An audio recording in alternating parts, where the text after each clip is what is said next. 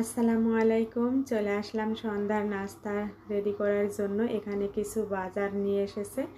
কি বাজার নিয়ে এসেছে সেগুলো বের করে গুছিয়ে নিব। এখানে ছেলের আইসক্রিম, তারপরে হচ্ছে ডিম, তেল, তারপরে একটা কনডেন্স মিল্ক নিয়ে এসেছে, কফি।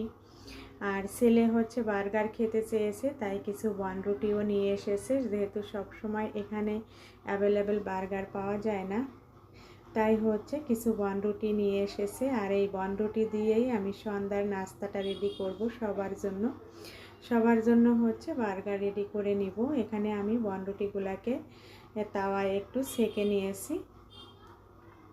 তারপরে তাওয়ায় হচ্ছে একটু তেল দিয়ে দিলাম। তেলটা দেওয়ার পরে কিছু পেঁয়াজ কুচি আর কাঁচামরিচ কুচি দিয়ে দিলাম। দিয়ে একটু লবণের ছিটা দিয়ে পেঁয়াজটাকে হালকা ফ্রাই করে নিব। যখনই পেঁয়াজটা নরম হয়ে যাবে, আমি হচ্ছে কিছু চিকেন হচ্ছে আমি ম্যারিনেট করে রেখে দিয়েছিলাম, সেগুলো দিয়ে দিলাম। এখন এগুলাকে ফ্রাই করে নিব বার্গারের রেডি করার জন্য।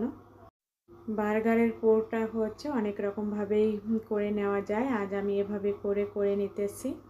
অনেক সময় কিমা করে তারপরে হচ্ছে কাবাব শেপ দিয়ে কাবাব ফ্রাই করেও নেওয়া যায়।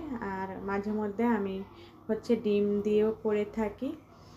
আজ আমি চিকেনগুলাকে ফ্রাই করে নিব। চিকেনগুলা ফ্রাই করা হয়ে গিয়েছে, নামিয়ে তারপরে হচ্ছে সব কিছু দিয়ে রেডি করে নিয়েছি। এখানে আমি মেয়োনিজ, টমেটো সস, তারপরে হচ্ছে চিকেন ফ্রাই দিয়ে 3 পিস শসা দিয়েছি। এখন হচ্ছে রেডি করে নিয়েছি। আলহামদুলিল্লাহ খুবই টেস্টি হয়েছিল খেতে। আর আমি মাঝে মধ্যেই আমার ছেলেকে এভাবে হচ্ছে বার্গার রেডি করে দিই, এতে করে আমার ছেলে অনেক খুশি হয়ে যায়। আলহামদুলিল্লাহ, এটা ছিল আমাদের সবার সন্ধ্যার নাস্তা। সবারটা খাওয়া হয়ে গিয়েছে, এখন আমি আমারটা খেয়ে নেব। আজ এ পর্যন্তই।